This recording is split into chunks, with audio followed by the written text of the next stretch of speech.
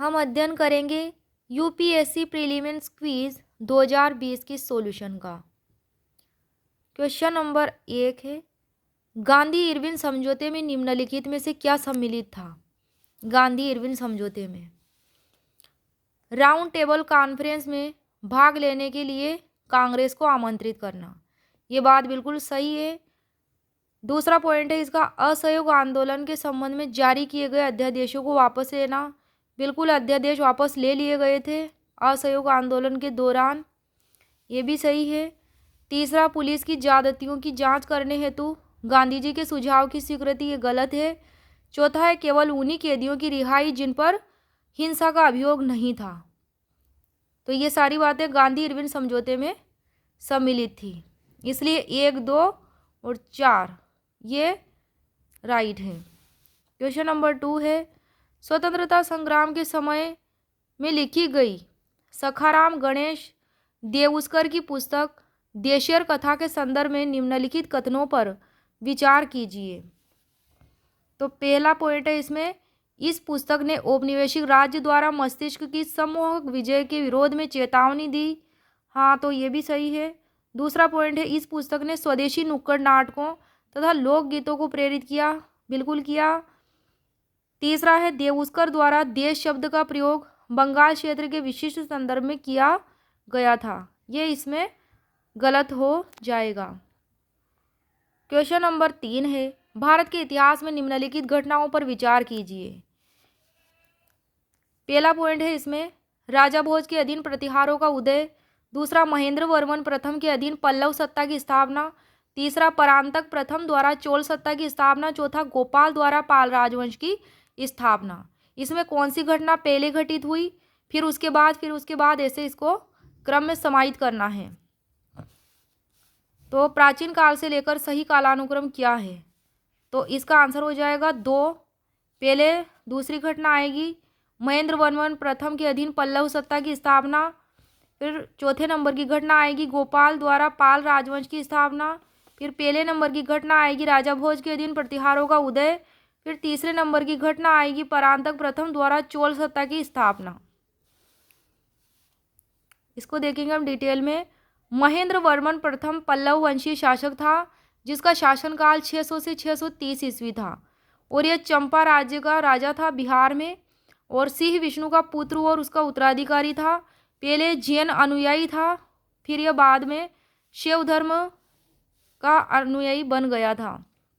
दूसरी घटना है इसके बाद की, गोपाल द्वारा पालवंश की स्थापना 750 ईस्वी में हुई थी।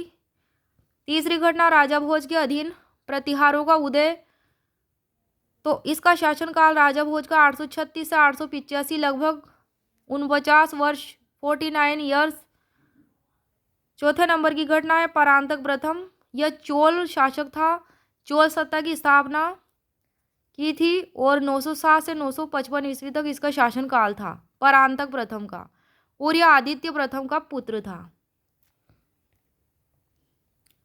क्वेश्चन नंबर 4 है, कौन सा कथन औद्योगिक क्रांति के द्वारा 19वीं शताब्दी के पूर्वार्ध में भारत पर पड़े प्रभाव की सही व्याख्या करता है। भारतीय दस्तकारी उद्योग नष्ट हो गए थे, तो ये बात इसमें बिल्कुल सही है। औद्योगिक क्रांति के द्वारा 19वीं शताब्दी के पूर्वार्ध में पहले भारत पर प्रभाव पड़े, तो इसमें जो हाथ से या छोटे औजारों से जो कार्य किए जाते थे, हथकरघे वगैरह हस्तकला से, वे सारे भारतीय दस्तकारी उद्योग नष्ट हो गए थे औद्योगिक क्रांति से।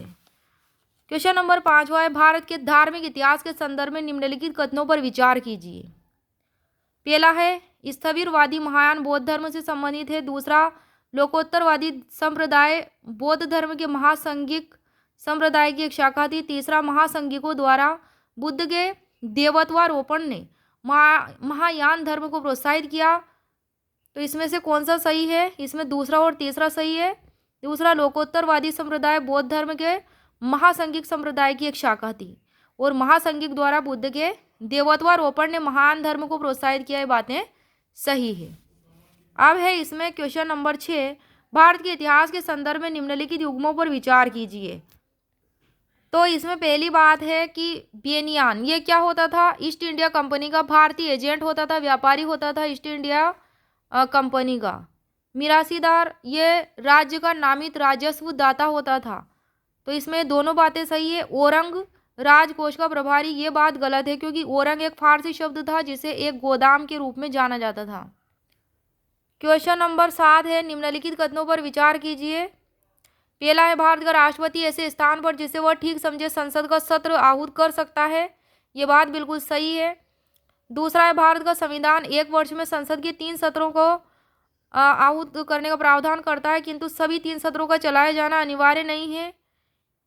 तीसरा पॉइंट है, एक वर्ष में दिनों की कोई न्यूनतम संख्या निर्धारित नहीं है जब संसद का चलना आवश्यक हो। ये बात सही है, बल्कि दूसरा जो है इसमें कथन ये गलत है क्योंकि लोकसभा का सत्र में 2 बार बुलाया जाता है, लोकसभा सत्र को वर्ष में 3 बार नहीं।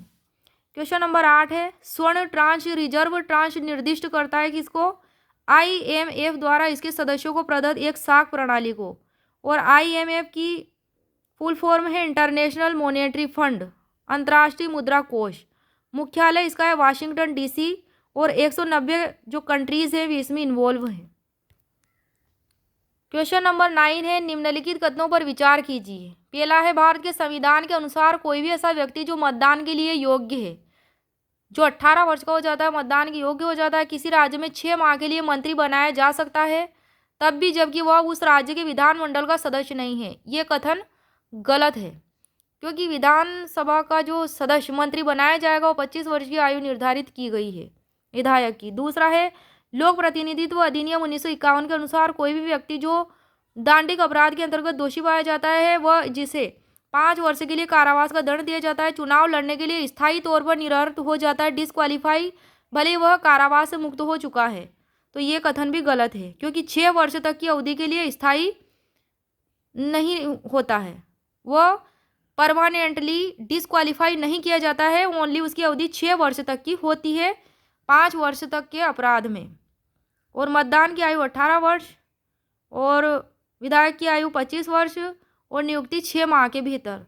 तो इस प्रकार इसमें कथन ना तो एक सही है और ना 2 सही है। क्वेश्चन नंबर 10 है, भारत के संविधान की उद्देशिका संविधान का भाग है किंतु उसके अन्य भागों से स्वतंत्र होकर उसका कोई विधिक प्रभाव नहीं है, इसका कोई विधिक प्रभाव नहीं है, लीगली इफेक्ट इसमें नहीं है।